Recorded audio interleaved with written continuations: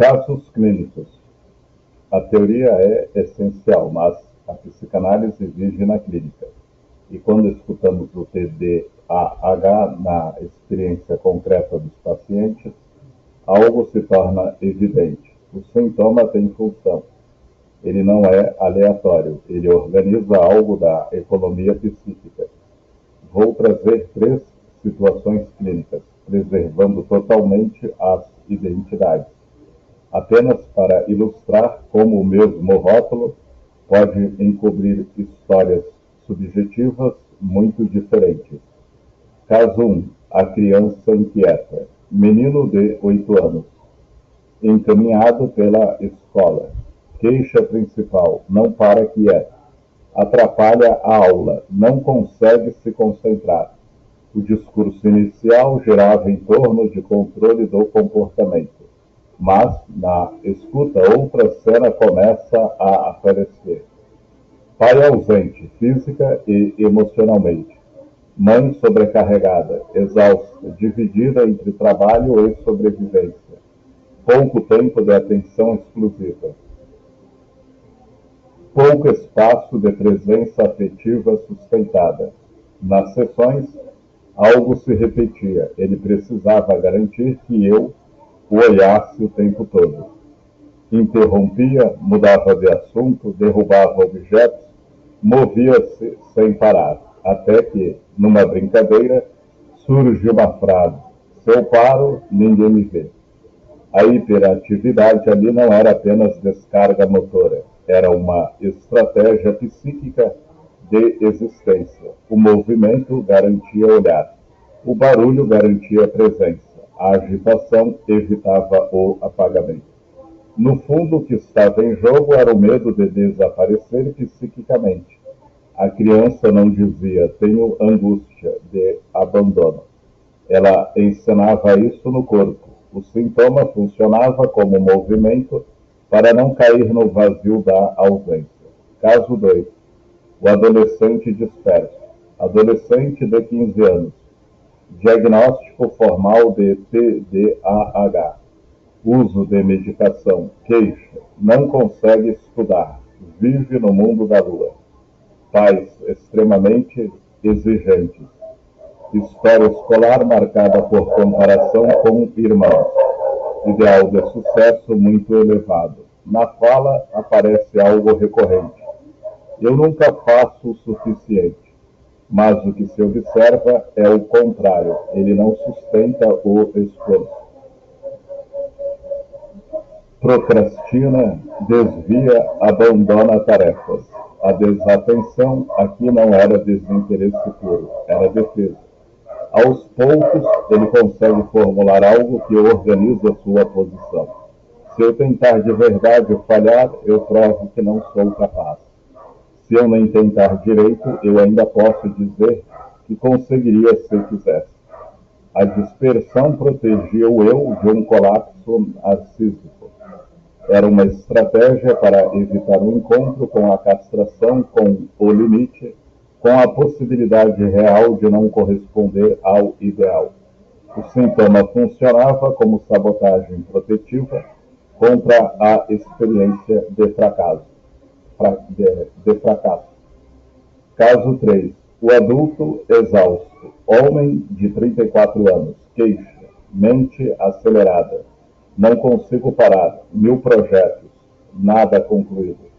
História marcada por pai extremamente exigente. Reconhecimento condicionado a desempenho. Elogio sempre ligado a resultados. Desde cedo aprendeu que descansar era fracassar. Na vida adulta, isso aparece como hiperatividade psíquica. Não consegue parar, não tolera pausa, vive em estado de urgência interna. Mas por trás da aceleração havia algo silencioso, o medo de não valer nada se não estiver produzindo. A mente acelerada não era apenas disfunção atencional, era compulsão a provar valor. Era a tentativa incessante de escapar da angústia de insuficiência. O sintoma funcionava como movimento contínuo para não entrar em contato em contato com o vazio narcísico. O que os casos mostram? 3 pacientes, 3 possíveis diagnósticos semelhantes, 3 economias psíquicas totalmente diferentes. Em um, o sintoma protege contra o apagamento. Em outro, protege contra o fracasso. No terceiro, protege contra o sentimento de não ter valor. O comportamento pode se parecer, mas o sentido é singular. E é nesse sentido que a psicanálise busca, porque sem ele, tratamos apenas o ruído do sintoma. Com ele, tocamos a história do sujeito. E é na história que a transformação pode acontecer. Filosofia. O homem contemporâneo não pode parar. Para compreender o crescimento dos diagnósticos de TDAH, não basta olhar apenas para o cérebro. É preciso olhar para o espírito do tempo.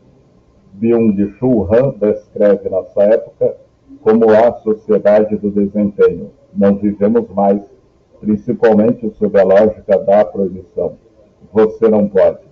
Vivemos sob a lógica da positividade excessiva. Você pode tudo. Mas esse poder tudo é uma armadilha. O sujeito não é mais explorado apenas por um sistema externo. Ele se explora. Ele se cobra, ele se vigia, ele se compara, ele se exige. O opressor se internalizou. E isso tem efeitos psíquicos profundos. A atenção, que antes era função da relação com o mundo, se transforma em capital psíquico. Quem não tem foco produz mais. Quem produz mais, vale mais. Quem não rende se sente inadequado. A atenção vira moeda. A pausa vira culpa. O descanso vira fracasso. O tédio, que antes era espaço de elaboração, vira tempo perdido. O silêncio, que antes organizava o pensamento, vira desconforto. A lentidão, que permite simbolização, vira ameaça. Freud dizia que o aparelho psíquico precisa ligar excitações, mas vivemos numa cultura que despeja estímulos continuamente, sem tempo de metabolização. O resultado é um sujeito saturado. Nietzsche já falava de uma superexcitação nervosa como marca do homem moderno. Hoje, isso é potencializado por hiperconectividade, excesso de informação, estímulos visuais constantes, cultura da comparação, desaparecimento de limites entre trabalho e descanso. O sujeito contemporâneo raramente desliga, e quando desliga, sente culpa. Essa dinâmica produz algo que Han chama de fadiga de si mesmo. O sujeito não consegue parar, mas também não encontra satisfação. Ele oscila entre hiperatividade e exaustão. Isso nos leva a uma questão clínica importante. Quando alguém não consegue sustentar a atenção, isso é apenas falha de um circuito neural, ou também expressão de um modo de vida que impede a experiência de atenção profunda. A criança de hoje cresce num ambiente de estímulo contínuo. O adolescente vive numa lógica de exposição permanente. O adulto trabalha sob notificações incessantes. O mundo não para, mas exigimos que o sujeito consiga parar internamente. Há aqui uma contradição estrutural. Pedimos concentração no mundo feito para dispersar. Pedimos foco num ambiente que fragmenta. Pedimos calma numa cultura que acelera. A psicanálise não nega a dimensão orgânica, mas ela introduz a dimensão histórica e cultural dos sintomas. O sofrimento psíquico não nasce apenas do interior do indivíduo. Ele também é efeito de época. O TDAH pode ser, em parte, a forma como o mal-estar contemporâneo se inscreve no corpo e no comportamento. Isso não significa que o diagnóstico seja inventado. Significa que o sintoma não pode ser pensado fora do laço social. Freud escreveu o mal-estar na civilização, mostrando que a cultura sempre produz sofrimento. Hoje, talvez, vivamos o mal-estar da aceleração. O mal-estar onde ninguém pode parar, ninguém pode falhar, ninguém pode se ausentar, ninguém pode ser insuficiente. E quando o sujeito não suporta essa lógica, o sintoma aparece. Então a pergunta não é apenas o que há de errado com esse cérebro, mas também o que há de excessivo nesse mundo. Talvez o aumento dos diagnósticos nos diga algo não só sobre os indivíduos, mas sobre a forma como estamos vivendo. E a clínica, se quiser ser ética, precisa escutar isso. Não somos contra o diagnóstico. É importante afirmar isso de forma direta, para evitar mal entendidos. A psicanálise não nega o sofrimento de quem recebe o diagnóstico de TDAH. Não se trata de dizer que não existe.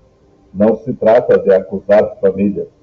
Não se trata de desautorizar profissionais de outras áreas. E, principalmente, não se trata de demonizar a medicação quando ela é indicada de forma responsável. Existem situações em que a intervenção farmacológica pode ser necessária para reduzir sofrimento, melhorar funcionamento e permitir que o sujeito tenha condições mínimas de organização. Negar isso seria ideológico, não clínico.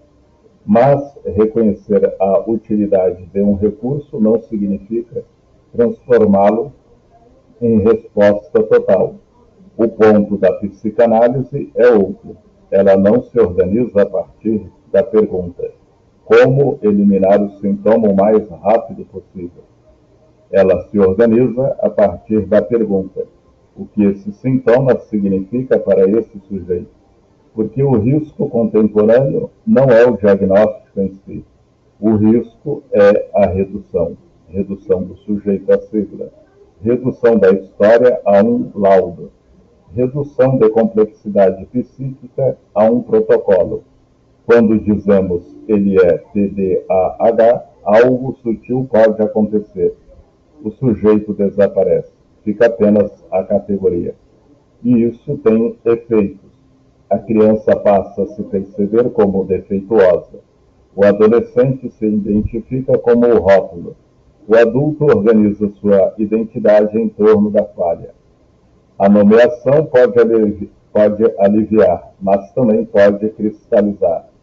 A psicanálise tenta sustentar um espaço onde o sujeito não seja confundido com seus sintomas. Freud já advertia que o sintoma é uma formação de compromisso. Ele carrega virtude, verdade, conflito, desejo, defesa. Se eu trato apenas como erro, eu perco sua função. E muitas vezes, quando o sintoma é silenciado sem elaboração, outro surge. A psicanálise não romantiza o sintoma. Ela sabe que ele causa sofrimento, sabe que ele limita, sabe que ele pode ser devastador. Mas ela reconhece que o sintoma também organiza algo da vida psíquica. Por isso, a posição não é não trate, trate sem apagar o sujeito. É possível medicar e escutar. É possível diagnosticar e perguntar. É possível intervir e manter a singularidade. O que a psicanálise recusa é a lógica de que o diagnóstico esgota a verdade da pessoa, porque o diagnóstico descreve um conjunto de comportamentos, mas o sujeito é feito de histórias, fantasias, perdas, desejos, traumas, vínculos, identificações. Nada disso cabe numa sigla. Então, a posição ética é clara. O diagnóstico pode ser uma ferramenta, mas nunca deve se tornar identidade. A clínica precisa sempre deixar um espaço onde o sujeito possa dizer: eu não sou apenas isso. A grande questão, quando dizemos ele tem TDAH, parece que concluímos algo, mas, na clínica psicanalítica, Essa frase não encerra, ela inaugura, porque imediatamente surge uma série de perguntas que não podem ser substituídas por um laudo. O que essa criança sente quando é chamada de agitada? O que ela vive quando é comparada aos colegas? O que ela não consegue dizer e talvez esteja dizendo pelo corpo? A psicanálise desloca o foco do comportamento para a posição subjetiva. Que lugar essa criança ocupa na família? Ela é o problema, o sintoma do casal, a distração que encobre um conflito, o filho que precisa compensar uma frustração parental? Nenhuma criança existe isoladamente. Ela está inscrita numa rede simbólica e muitas vezes o sintoma organiza essa rede. Também é preciso perguntar o que se espera dela, o que ela que ela seja excelente, que seja tranquila, que represente o sucesso da família, que não incomode quando a expectativa é excessiva. O sintoma pode ser uma saída. Quando a expectativa é inexistente, o sintoma pode ser um grito. E há ainda algo mais delicado. O que ela teme perder? O amor, a atenção, o lugar, o reconhecimento? Às vezes, a hiperatividade mantém os pais mobilizados. Às vezes, a desatenção protege contra o fracasso. Às vezes, o não consigo é a única forma de não arriscar a perda do vínculo. A grande questão é esta: o sintoma é apenas um déficit, ou é uma resposta a uma economia afetiva específica? A psicanálise não substitui avaliações neuropsicológicas, não ignora dados científicos, não despreza evidências, mas ela insiste em algo que nenhuma escala mede: o modo singular como cada sujeito sofre. Dois diagnósticos iguais, dois mundos internos completamente diferentes. Se não escutamos isso, tratamos a superfície. Se escutamos, abrimos possibilidade de transformação. Porque, no fundo, a pergunta central não é como fazer essa criança prestar atenção, é a que ela precisa poder prestar atenção dentro de si sem se desorganizar. Essa é a grande questão, e é aí que começa a clínica. Meu livro, tudo que discutimos aqui não nasce apenas da teoria, nasce da clínica, da escuta dos impasses reais que chegam ao consultório. No livro TDAH, o sintoma de atenção na clínica contemporânea, eu aprofundo essas questões de forma sistemática. Trabalho de maneira detalhada a diferença entre diagnóstico e escuta clínica. O que muda quando olhamos o sintoma como linguagem e não apenas como falha. A função psíquica da desatenção em diferentes estruturas. A hiperatividade como linguagem do corpo quando a palavra não dá conta. Casos clínicos comentados, mostrando como o mesmo rótulo pode encobrir dramas subjetivos muito distintos. A ética da escuta, tanto na infância quanto na vida adulta. O livro não é uma negação do sofrimento, não é um ataque à ciência, não é uma crítica simplista à psiquiatria. É um convite a não esquecermos o sujeito, porque se perdermos o sujeito, perdemos a clínica.